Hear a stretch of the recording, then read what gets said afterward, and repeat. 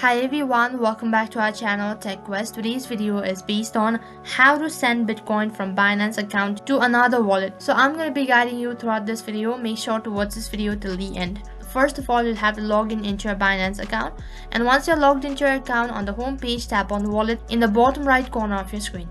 So after you tap on wallet, on the other interface you need to tap on withdraw, which is right on top. Next interface, you need to select the currency type that you want to transfer or withdraw.